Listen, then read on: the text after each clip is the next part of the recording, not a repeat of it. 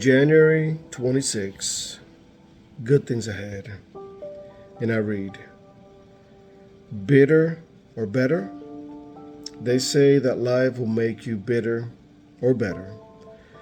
I'll never forget watching in disbelief as TV cameras captured the anger of people being asked to leave the free government housing provided after the Katrina disaster. They felt like their homes were being stolen from them, even though they knew the units had been provided as temporary shelter to get them through the recovery and cleanup. We shouldn't be shocked. It's always been that way with people. Noah and his family were spared, yet his immediate act after leaving the boat was to get naked and drunk. Aaron walked with Moses and saw the hand of God every day, but left alone for just a little while, his gratitude turned into idol worship. And then there were the 10 lepers Jesus healed. Only one came back to say thank you. Gratitude doesn't happen by accident. It's fleeting. It doesn't come easy. It's not natural in our selfish, self-absorbed skin. But it's a choice we can make. Choose gratitude and watch your bitterness diminish. Think about what you've been given and watch your appetite for what you don't have fade.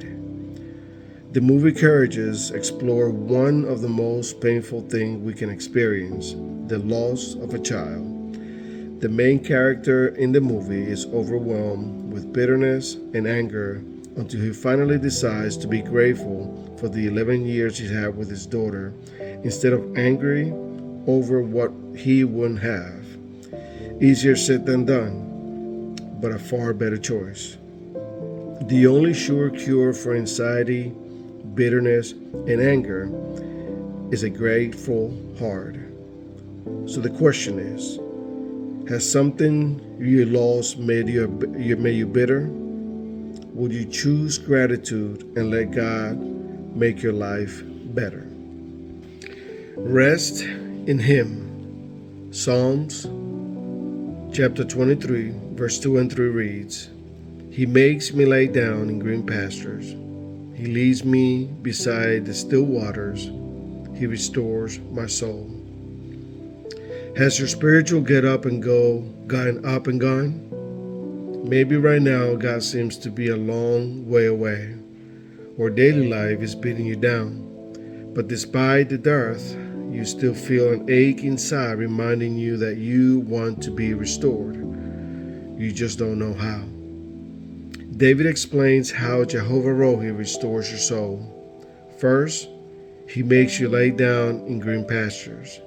Notice He doesn't suggest you lay down. Remember, we're talking about sheep here. He makes you lay down. Have you considered that perhaps God doesn't change the situation you're in because He's waiting for you to relinquish your rebellion and self-sufficiency and depend on Him? Maybe this will nudge you to take a needed break. When you do lay down, you'll discover what David discovered. That God chooses the greenest pastures. He gives you the softest mattress and the fluffiest pillows because He longs to see you recover. He also leads you to still waters.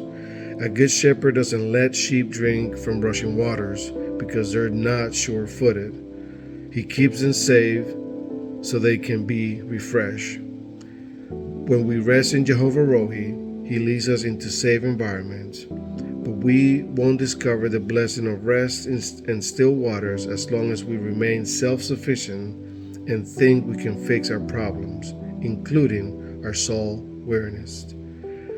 If we stall or rebel before we're willing to lie down, God continues to allow scenarios that force us to rest, let go, and trust Him to care for us. And when we do let go, we discover, just as David wrote, that God will restore our soul. It takes time, but the result is worth it. As we rest in Him, He restores our sense of hope, purpose, and life. And I pray, God, You call me to take a rest, to drink from the stream of refreshment, and to follow You close. Thank you for your gentleness and kindness. Amen.